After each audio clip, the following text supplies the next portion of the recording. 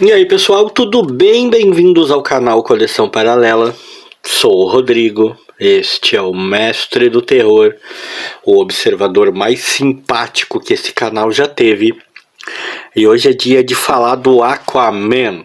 Tá aí um personagem o qual eu achei que eu nunca iria mencionar, pelo menos de maneira solo, pelo menos de maneira individual, num vídeo deste canal. Mas o mundo dá voltas, o mundo é cheio de surpresas e estamos falando do Aquaman. A verdade é que eu cresci como leitor de quadrinhos, tanto cronologicamente falando, né, tanto envelheci, quanto em questão de gosto pessoal, em questão de ir adquirindo um paladar de leitura quadrinística, vamos dizer assim. Ouvindo falar sempre que o Aquaman era um dos personagens mais bobocas da Liga da Justiça, quiçá do próprio universo DC.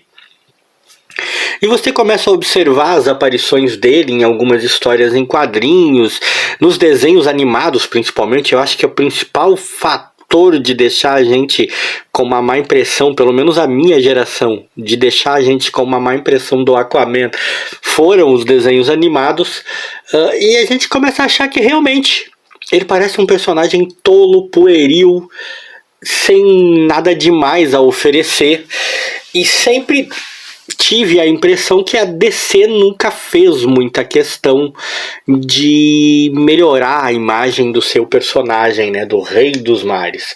Mas um dia, num sebo, eu encontrei essa ediçãozinha aqui. A DC Especial número 7, Aquaman, a Reconquista da Atlântida, né? Comemorando os 50 anos dos reis do Rei dos Mares, né? Uma edição de 1991, na época, então o Aquaman estava fazendo 50 anos. E a editora Abril, né, neste formatinho básico, publicou um material do Aquaman que claramente visava dar uma outra perspectiva pra gente do herói. Claramente visava dar uma revitalizada, né?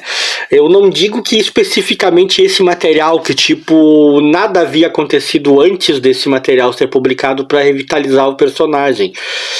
Não é isso que eu estou dizendo, mas estou dizendo que este material, sem dúvida, faz parte disso, faz parte dessa ideia de revitalização do herói. E, cara, é um material bom. E isso acabou me conquistando e realmente funcionou, pelo menos comigo. Acabou realmente me atraindo um pouco mais pro Aquaman e fazendo com que eu tivesse mais respeito pelo personagem em si. Nem tudo são flores, né? Nem tudo me agradou intensamente nessa revista, claro, nessas histórias. Tem coisas aqui que não me agradaram tanto assim, né? O Kate Giffen fez roteiros e esboços, o Robert Lauren Flaming argumento e o Kurt Sean fez os desenhos, né? E nessa parte, quanto à arte, é bem satisfatório, tá? É bem legal. Só que eu vou começar dizendo de cara o que me incomodou, assim, o que eu não gostei. Eu não gostei da vulgarização do uniforme do Aquaman, desse uniforme clássico aqui, tá? Eu pra ser sincero, eu acompanho tão pouco o quadrinho, contemporaneamente falando, acompanho tão pouco, principalmente Marvel e DC, eu basicamente não acompanho mais. Eu não sei em que pé está o Aquaman hoje em dia. Eu não sei dizer, sei lá, que tipo de uniforme ele tá usando. A última vez que eu li uma história do Aquaman, ele tinha perdido a mão ali, né? Tava usando um gancho no lugar da mão. Não sei nem se ele ainda faz uso disso. Então eu não sei dizer exatamente em que pé está isso. Mas esse é o uniforme clássico, básico, com que eu basicamente me acostumei anos e anos e anos de leitor, quando criança, a ver. E houve uma certa vulgarização desse uniforme, porque você acaba descobrindo que era tipo o uniforme que os prisioneiros usavam num determinado ponto da história em que o Aquaman foi capturado junto com outros Atlantes e tal. Eles foram capturados e todos usavam esse uniforme, tipo, era um uniforme de prisioneiro.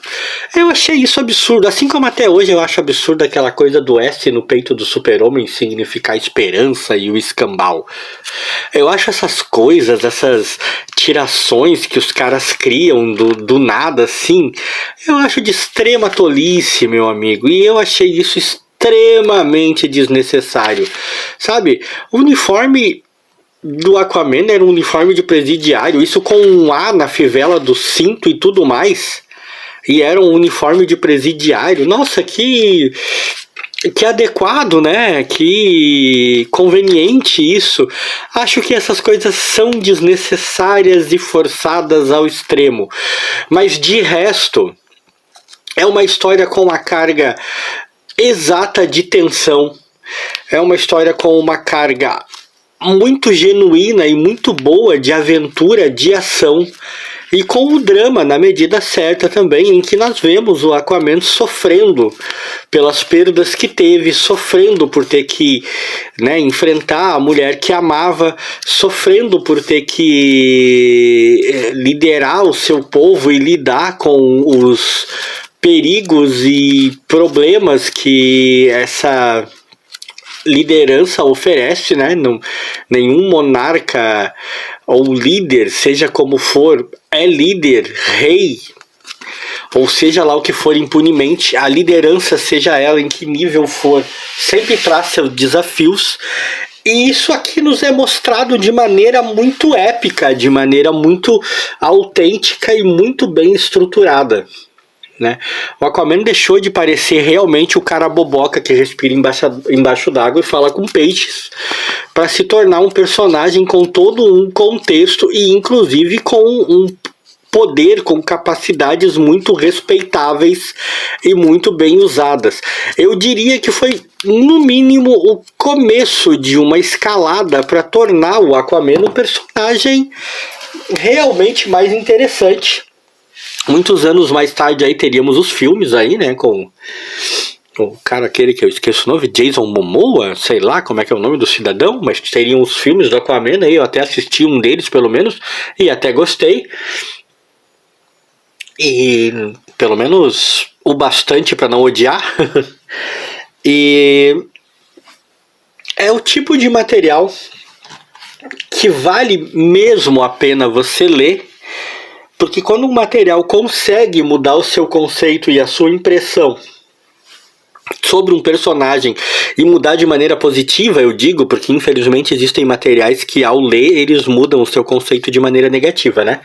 Quando ele consegue fazer isso de maneira positiva, cara, é uma das melhores coisas, um dos melhores investimentos que você fez, né? Então eu quis fazer esse vídeo realmente só para comentar isso, só para comentar que eu passei a gostar mais do Aquaman depois da DC especial número 7 da editora Abril.